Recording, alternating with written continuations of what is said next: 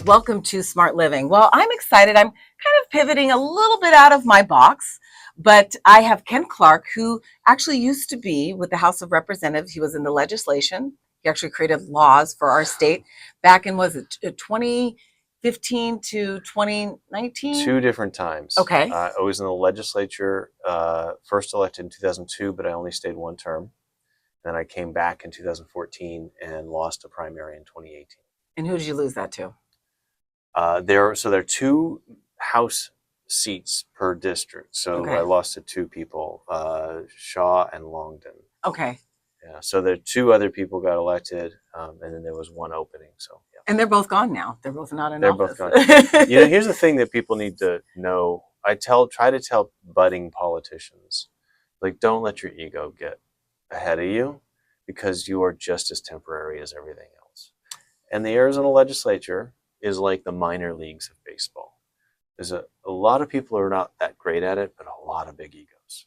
Oh, yes, very much so, which leads to the reason why you're here. So Ken and I met actually at a protest because I'm, very bothered with this political environment, and I very much so, and I would consider myself an average citizen of average education in terms of knowledge and politics. And Ken and I just happened to meet with a mutual friend and had a great conversation. And one of the reasons why I asked him to be on the show was he did a great job at explaining how things work and what we can do to do actionable items. Now, if anybody follows me, I am all about wokeness, which means empathy and compassion. I am all about caring for citizens, and I shall not ever take from somebody who has less than me. So I'm all about that, and all difference. I love variety. So the more variety, the more interesting it is. So Ken, thank you for coming on and taking the time to educate us and letting us know what we can do. So let's start out and give you a little bit of background. Now, you said you were in the legislature twice, but I want to know what led you into politics, and what do you feel that has kind of changed about politics? Because it feels kind of sour right now. Yeah. I was hooked on politics because my father was in the Air Force and we were stationed overseas. And I'm old enough that I was in high school at the very tail end of the Cold War. So I saw from Germany and Holland everything having to do with the Cold War. I went to East Berlin. I have a piece of the Berlin Wall at my house. I was hooked. And I believed, and have always believed, that if we want to protect our democracy, we have to be active. We have to go to those boring meetings. We have to support actual journalism, not a bunch of some of the crap that's out there now. Content creator nonsense, some of it. Yeah. There's some good content creators out there. Look, I think you have to, if your source of news doesn't have an editor, fact checkers, and a retractions page, then you need to really get that into your diet. Listen to podcasts, listen to this is great. But this is opinion, and we have to be very clear about that. Right. Yes, this is 100% opinion. 100% opinion. So, but people don't know that distinction, and that distinction, frankly, was muddied by Fox News starting in 1996 100%. by design. Mm-hmm. And so now the whole thing's a mess. We've got to start over. But anyway, so that's not what you asked about. How did I get into this? But still, so you're seeing that things are becoming a mess. You're seeing the end of the Cold War. Like, you're still answering the question. You're getting you're right. So I was hooked. I did the whole Model United Nations thing, all those kinds of nerdy stuff that people like me did, and just always wanted to participate in some way. Wasn't certain that I wanted to run for office until I moved back to Arizona from overseas. There's some intervening time overseas, but I won't go into it. But I came back here in 1998 and started getting involved in politics and just decided to go for it. Okay. Very shockingly found myself in the legislature. I didn't really expect to win the first time. And I wasn't really prepared to be there financially. Uh-huh. And so I only stayed for one term. Okay. Yeah. And when you mean financially, like, it doesn't pay much is what you're saying, but it takes a lot of time? It pays $24,000 a year plus per diem, which could get you up to like 30. So which leads me to another interesting question. So, like, what was it? Like, you're going for a job that pays you nothing and causes you a lot of aggravation. So why would you do that? Because I believe that we have to participate in our democracy. I have times of pessimism and optimism, I think that when I'm feeling optimistic is when I end up finding myself running for stuff. Okay. Because I've always believed that people, when given good information, can make the right decision. I don't know that I believe that anymore because people don't want to hear accurate information. But that's another story. So Well, that's a story we're going to have to touch base on because yeah, disinformation is important. right. So let's talk about just quickly for like the average person that's Mhm. like, sitting at home watching the news or scrolling through social media and like, oh my God, Elon did this, or oh my Mhm. God, did it?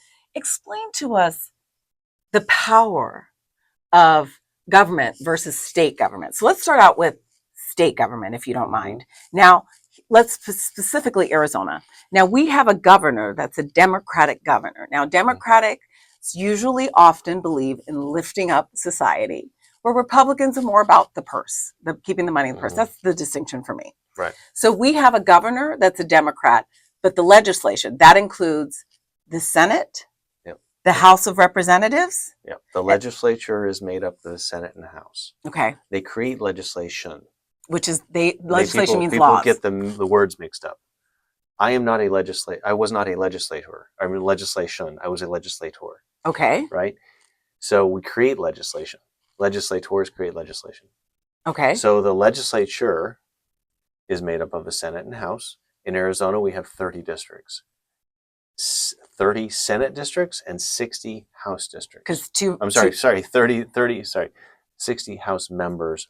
We have 30 districts total. Right. Each district has one senator and two House members. Right. Yeah. Okay. Is that the same way for the government too? When we're talking national, is that the same makeup? Okay. Oh, no. Hold on. Let's stay on state level. I don't want to digress. Okay. So you have that, and those three people that represent 30 different districts throughout the state. Yeah. When you say legislation, I want to break it down. Yeah. Legislation means laws, right? It means proposed laws. Okay.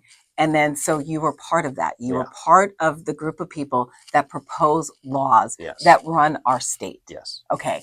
So it's very important. That's a powerful position. Not really. Okay. So it depends on how you look at it.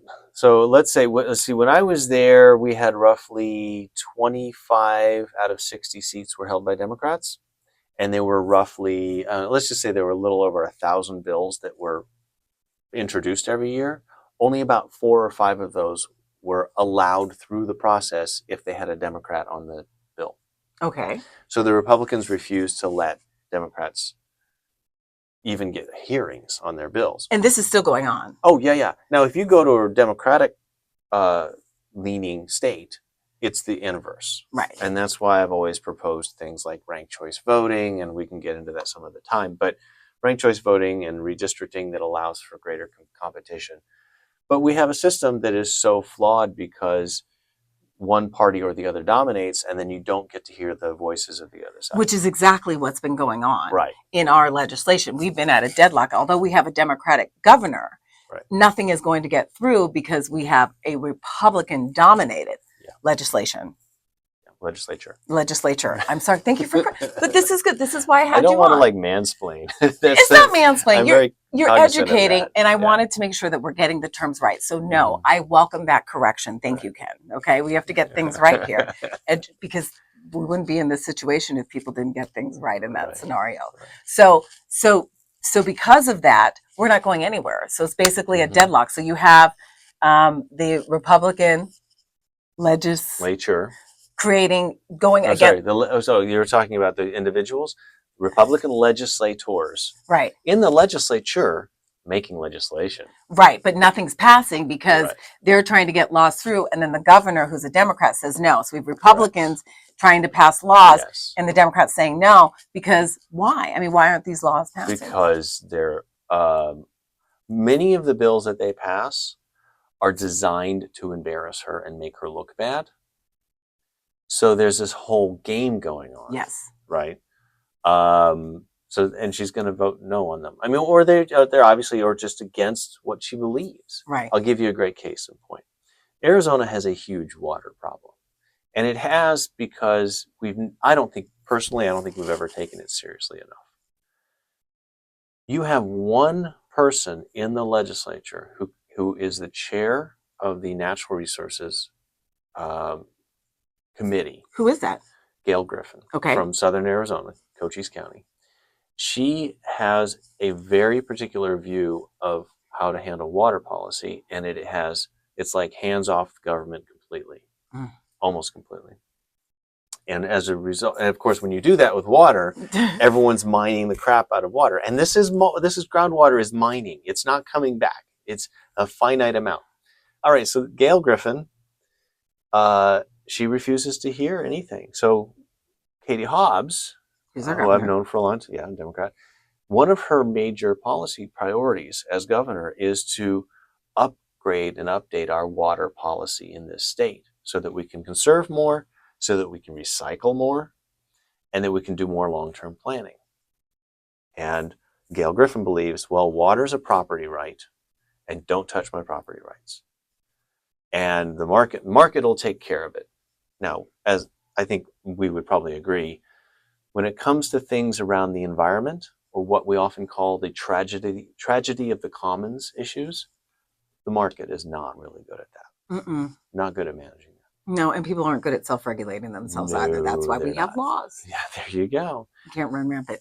Yeah, and I will say that, this podcast is opinion. I mean, you and I are both Democrats in our beliefs, and we, are very, compassionate, empathetic, kind, factual people. So I just want to say there's a bias here, but we believe in truth.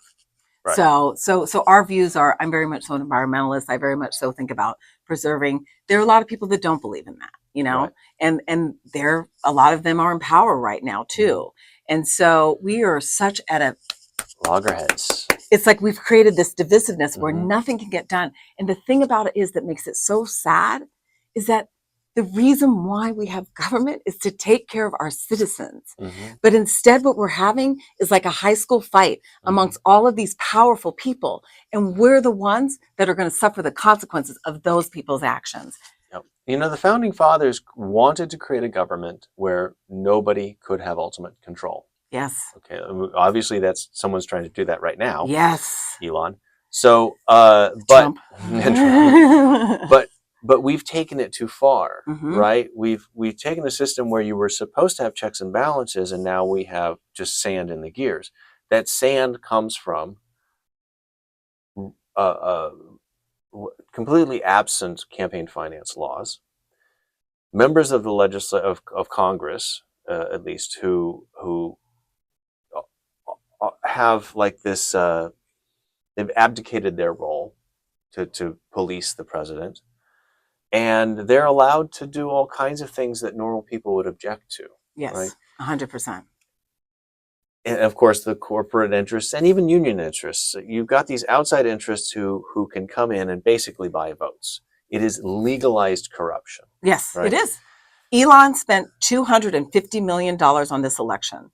He is now running this country, in my opinion. No, absolutely. But even before Elon, yes. If you wanted to, lobbyists will go in and they'll basically fund all these campaigns and all these political action committees, and it gets us nowhere. It's like we need people who have ethics and morals and have a hard line, like Sassoon from the Attorney General that resigned because she didn't want to acquiesce to their corruption. We're getting a little sidetracked here in that, but it's hard. This is a really tough time in our world right now. And the solutions are at the ground level. Right. And that's great. Actionable items. My party has hollowed out. They've failed, in my opinion. I agree.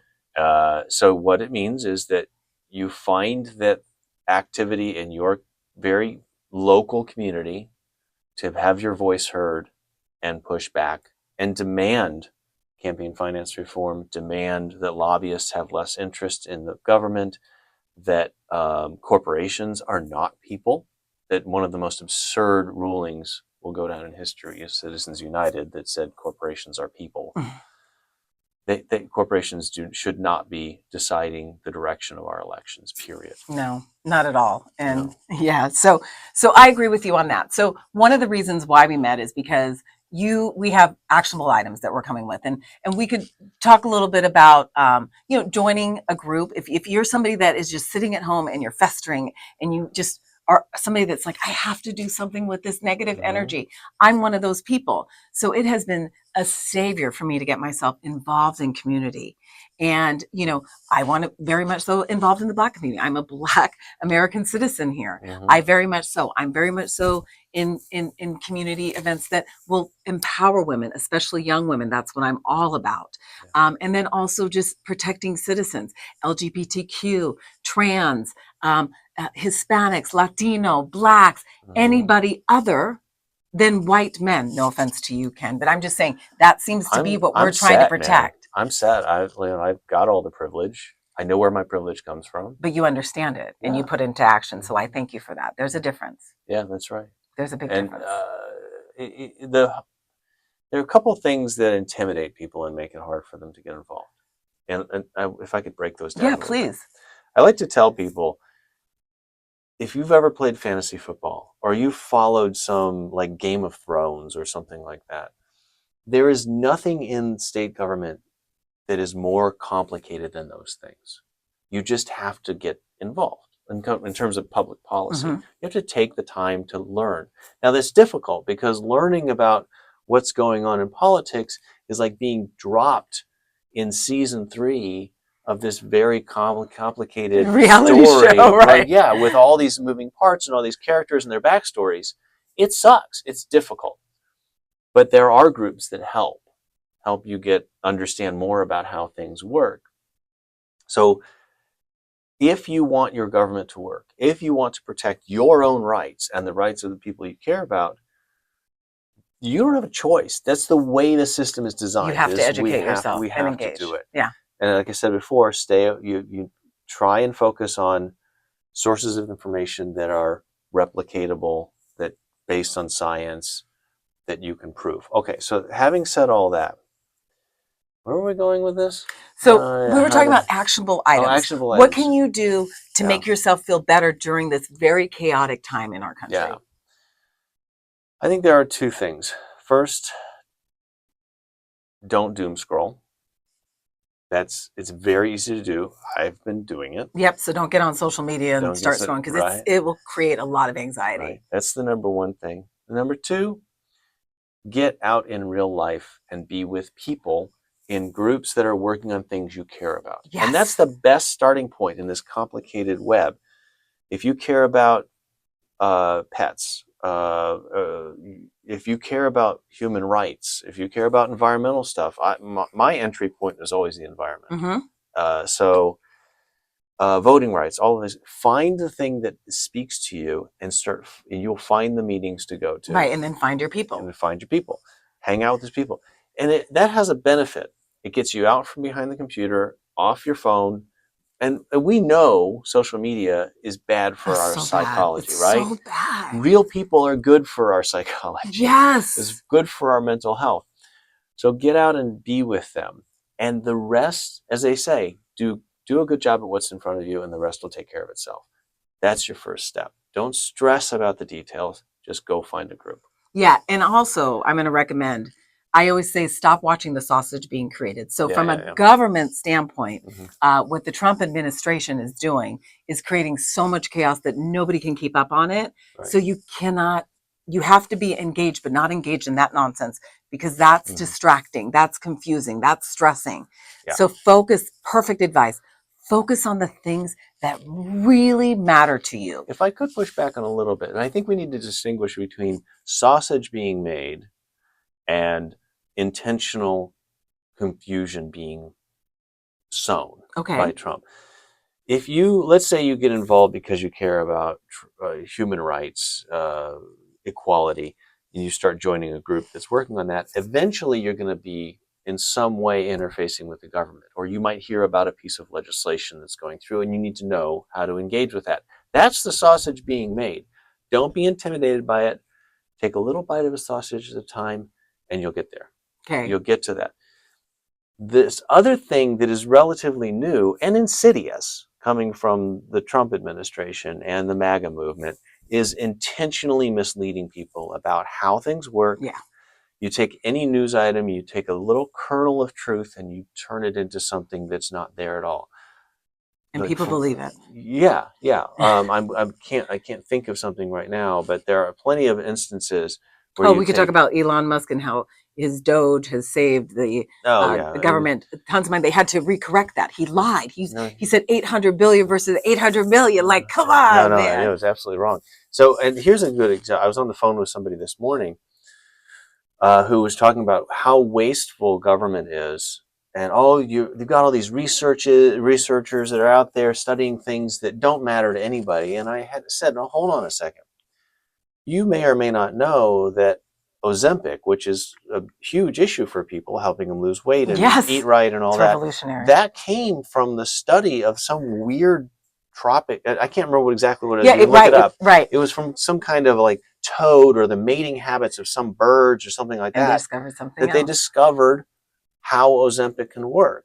So, yeah, it sounds silly, but those are not the programs you need to worry about because they are really relatively a small part of the budget. Yes. If you want a conspiracy, you don't need to hear about Pizzagate and all these things that sound like they should be on a movie. This conspiracy is right in front of you. Corporations over the last 50 years have slowly infused themselves into government so that you have less voice and they have more. The conspiracy's right in front of your face. If you want to talk about saving money in the budget, it's not the little research programs or the attempt to try to help farmers save energy when they're farming to reduce carbon emissions.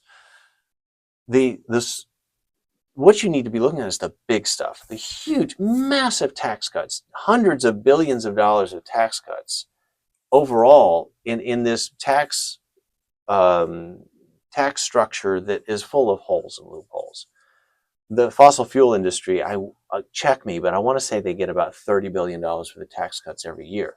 That's more than Elon Musk saved by gutting staff out of like USAID and the Forest Service and all these things. So gross. So go look at where the big money is. There's a reason they're going after these small departments. It's not because it's good policy or it's a good process that's going to save us money. It's because they ideologically don't like those departments. And you know what? If you ideologically don't like those departments, take your ass over to Congress and make the case that Congress, who created those departments, should change them. Right, but we're not doing that. We're breaking laws. They're breaking this is what laws. happened when you vote. We voted a criminal into presidency. I mean, that's a fact. He is a criminal, and so we're going to rule our country like we are criminals. Exactly.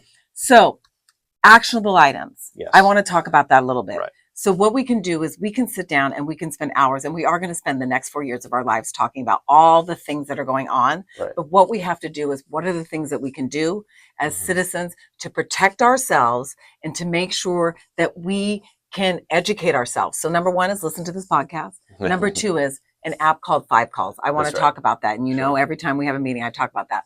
5 Calls to me is the solution to, I think, what is a big problem, and I'm one of them. I just love to live my life and live, under a rock, the things that just matter to me. That's all I want to focus on. But when I hear something about on a government level that's taking away something from poor people or people that don't deserve to be, targeted, then I want to do something. So 5 Calls is an app that allows you to be not that smart or not that connected with things. Right. So you hear about something, you open up the app, you can it'll have every single issue that you could possibly think of. You click on it. It explains it to you in layman terms. You can be of a first grade reading level. It's not that hard to interpret. They break it down into simple words. Then when you're done quickly reading just one paragraph and you have a good understanding of what's going on, it gives you an actionable item in the app. So you don't even have to leave or do any research. So say, okay, well, you want to complain about this? Call this person. It'll tell you your representatives. Right. Before you even start the app, it gives you your zip code. So bottom line is that this app allows you to be disengaged but engaged without putting much effort, and it gives you actionable items. So then when it says something like to call Ruben Gallego or David Schweikart, it gives you the number to call. You call directly, and it gives you a script. So you just read exactly what it says. Right. So you're not nervous, sounding like you're not sounding educated, and all of this. And it's called 5 Calls because they encourage you to make 5 calls a day and share it with your friends. And I've been spreading this like crazy. I've called every local station because I'm using my connection with being on local news in the past to get the word out. Yep. And so these are the things that work for me. Another actionable item that I have found that also helps is a group called Indivisible. Yep. right? And I know you're going to be chatting with them later on. Indivisible has been kind of a grassroots organization that has grown exceptional in just 2 weeks. Yeah. And it is previous, what is it, congressional. So Indivisible actually got its start in 2016 was Trump was elected the first time. And then they kind of went a little dormant. And then since this new election, they've really kicked it up.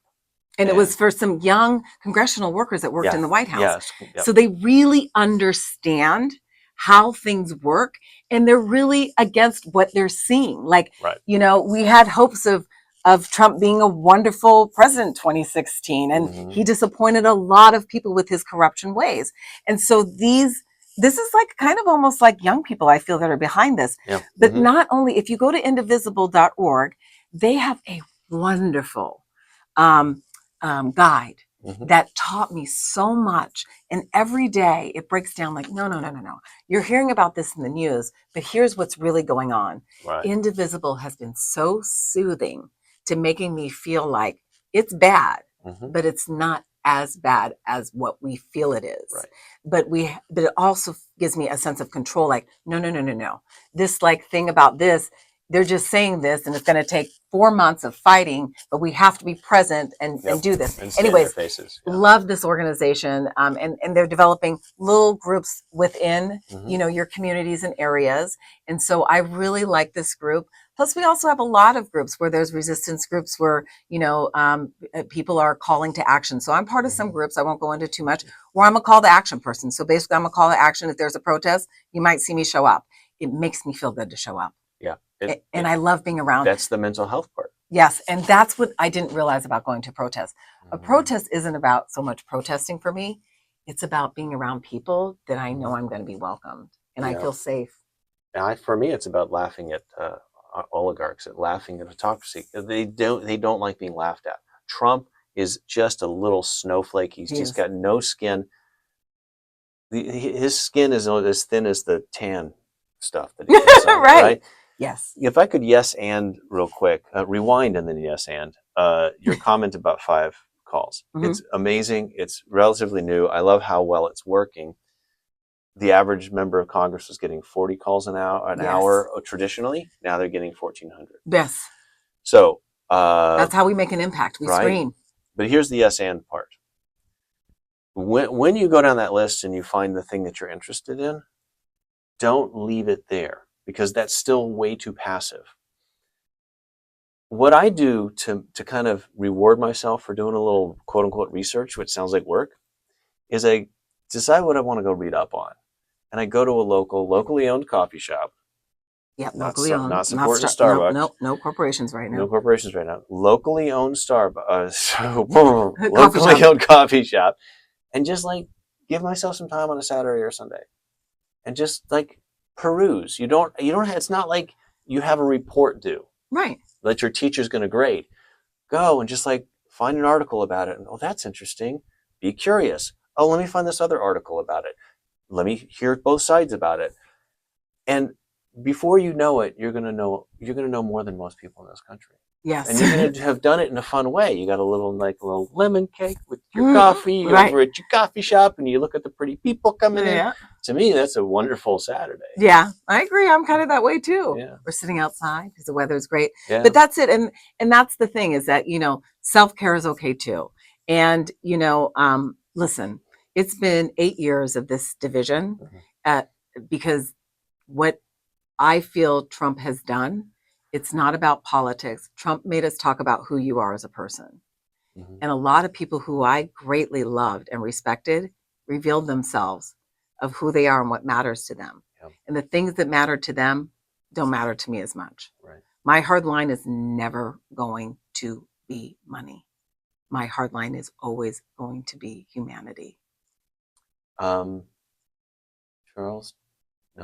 James Baldwin yes. said we can. Why is this James? Yeah, I know, right? I love him. He said we can disagree on policy, but we can't disagree on human rights. We can't agree to disagree on human rights. I'm paraphrasing. It was a great quote that he's so much more eloquent.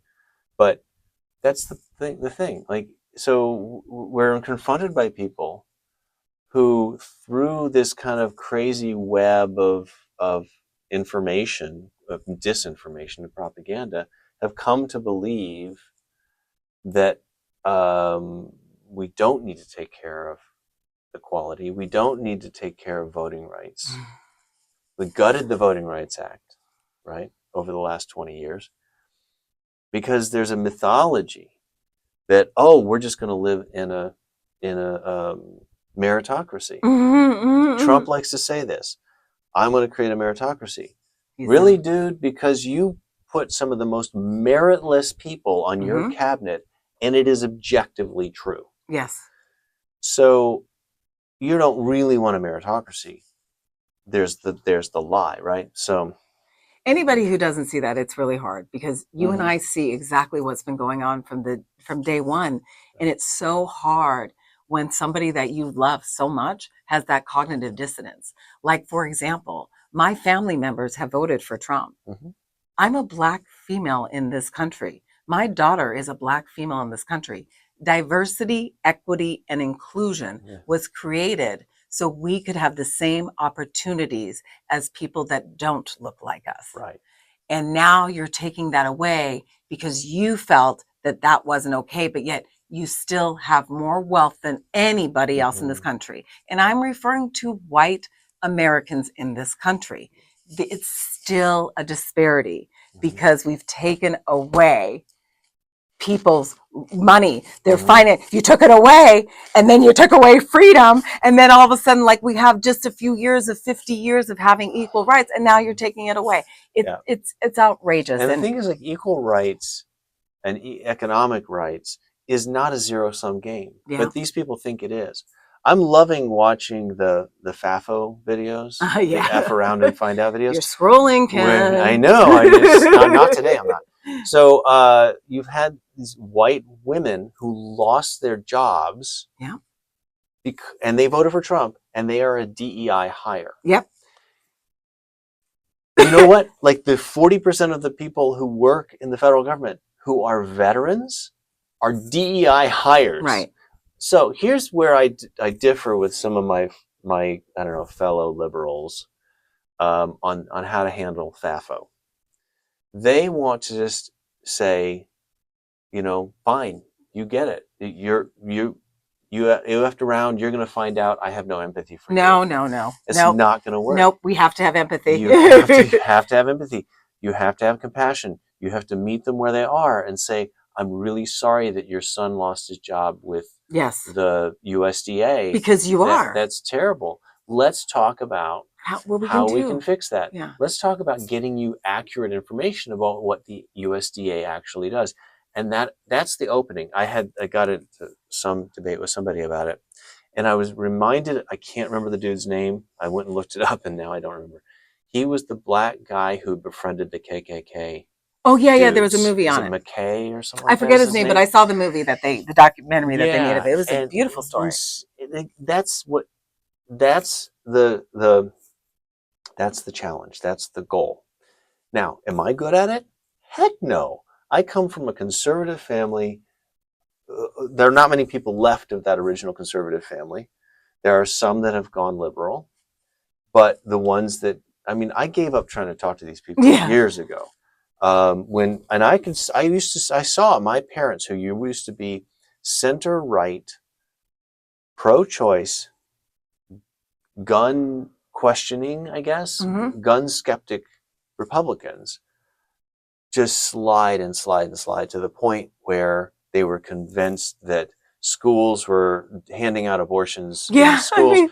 That Al Gore was a fraud, and just, it's just the talking points right out of Fox News. Yeah, Fox News. Right. So I don't want to go down a path of Fox News, but Fox News at a certain point, I gave up. Now they've passed; they're not around anymore. And I look back at my life, and I'm like, God, I wish I would have had the tools. Yeah, better tools 20 years ago to have the patience to start working. What they're saying is not accurate. Let's take a breather. Let's go this direction. Let's look at this document. I don't have the patience. Well, I don't think I have the bandwidth anymore, but I will continue to put information out for people. Here's another site that I want to mention, and we probably should wrap this up because we've gone over 30 minutes here. Oof. So right. Snopes.com, it's a Yeah. great website that I use. I teach classes throughout the community. And one of the classes I teach at retirement communities is about scams and avoiding scams. Oh, good. And that gives me an opportunity to let these, because there's so much propaganda, so much false information. Snopes is a solid website for checking out facts. You can check out political stuff, you can check out rumors, you can check out everything, and they debunk it. And they are nonprofit. There's no motivation for them but to simply educate you. And PolitiFact. Right. PolitiFact is another great one. And I'm going to tell you something. If something doesn't sound right, do the research. So here's an example. I had a very dear friend of mine, and it's hard for me to talk about this because I greatly, greatly, greatly love this woman. We trained for a marathon together. And one day we had a conversation during the election where I called her, I was checking on her. She'd lost her job, and I just wanted to see how she's doing because I'm empathetic. And in that conversation, she goes, "Oh my God, I can't believe the Democrats are controlling the weather." And I went on the phone. I'm like, I've never known her to be a conspiracy theory, but this is somebody that I respect and has a college education, who's highly educated, critical thinking I've seen before happen. So I hear this and I'm like, wait, what? And so it didn't sound right to me. So I went to Snopes.com, Googled it. Absolutely not. That was wrong information. But what she did was she was scrolling and she got caught up in that. Now let's Did you back share up that with her? Yeah. I said, let's back up that. If Democrats really could control the weather, as much as Democrats don't like Trump or his administration, don't you think they would do something with Mar-a-Lago by now? I mean, these are the things that you have to ask yourself. And that's what critical thinking means. What critical thinking simply means is question it until you find the real answer. The challenge we're up against is the other side has been so effective at calling reality into question. Snopes and PolitiFact are just tools of the left. Yeah. Don't believe them. Or critical thinking really means that you're going to apply, I don't know, God's word to God's literal writing in the Bible Woke to means this empathy. situation. Right. Woke means empathy.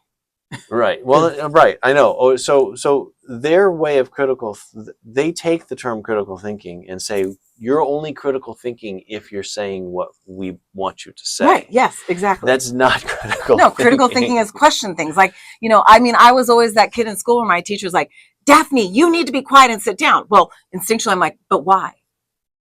That was always the question I always asked. Can I give you an example as a callback here? So critical thinking, they'll say, well, you need to think critically about the role of USAID. Why is it even out there? We don't need those people. And people say, oh, I'm critical thinking. And then they parrot, we don't need USAID. They don't look into the fact that USAID every year, by funding contraception around the world, by funding health services around the world, prevent diseases from coming to the United States. There's a purpose for these things. Oh my God. And if you want to dig into it, you'll find out what those purposes are. Right. But we're going to find out. And that's the thing, is that no matter what, this administration will touch all of us on some way level. And I just hope it just doesn't ruin the freedom of this country, because I really enjoyed being born in 1971. And the moment that I came out of my mommy's body, I had all the rules and laws to protect me. Right. And I have had a wonderful life in this country, but I am definitely scared now because I don't have the right color of skin, nor am I a man. And I worry about that. And that sucks that I have to. I'm scared too. I lived in a war zone for 2 years. Yeah. I lived in Sarajevo, and I see the logical end of this if we're not careful. Right. And Ken, being a straight white man in our country, I want to thank you for supporting everybody else and for understanding your privilege and empathy and doing something about it. That's going to be a wrap. If you guys want to go, I will write up a lovely article. Just head to my blog at smartshopperdaphne.com. And if you tuned in, I appreciate you. And if, by the way, if any of you are listening and you want some more actionable items, go ahead and reach out to me at smartshopperdaphne.com. I have a lot of resources in this community that I have not mentioned on this podcast, and I want you to feel safe. And don't forget, folks, I'm Daphne Monroe, your smart shopper.